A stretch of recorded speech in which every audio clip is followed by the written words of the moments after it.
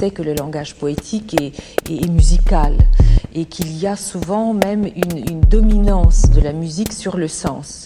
Quand vous prenez des textes de Mallarmé, par exemple, souvent on ne comprend pas le sens, mais on entend la musique.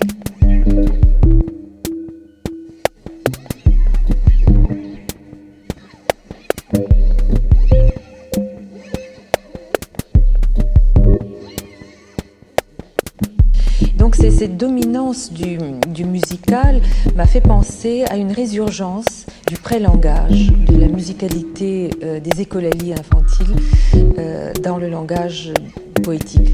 Et qui dit écolalie, langage infantile, dit deux choses sur le plan freudien. D'abord, il s'agit de ce que nous appelons la période préédipienne, la phase préédipienne, qui est extrêmement intéressante parce que c'est toute la question du narcissisme qui se trouve là, de l'instabilité des frontières du moi, les possibilités dépressives, les possibilités psychotiques, etc.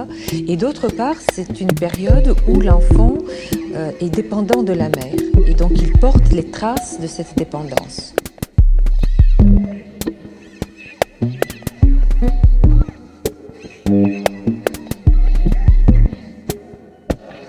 Si le langage poétique met en évidence le pré-langage, la musicalité, c'est qu'en même temps, il porte témoignage de notre narcissisme, de sa fragilité et en même temps de la relation mère-enfant.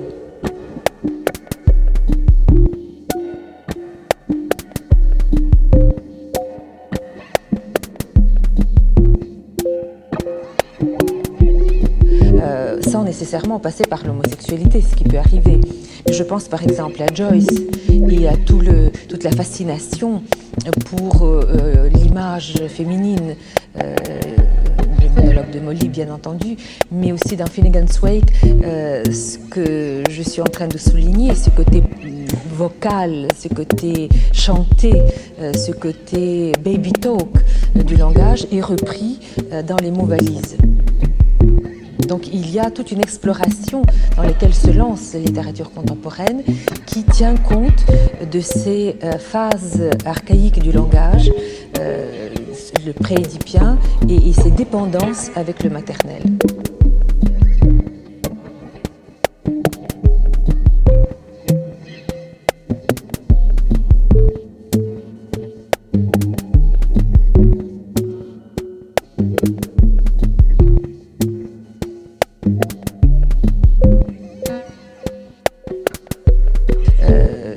Le préédipien et ses dépendances avec le maternel. A lot of your early work was about linguistic theory and trying to demonstrate its limits, and it seems to me that the basic idea in it is that linguistic theory presupposes the existence of a speaking subject, and that you used the term semiotic to describe something to which violence was done in order that the speaking subject could be constituted. The question I wanted to ask is, were you trying to imply that orthodox academic linguistic theory, say generativism, was mistaken, or just that it was not sufficiently aware of its presuppositions?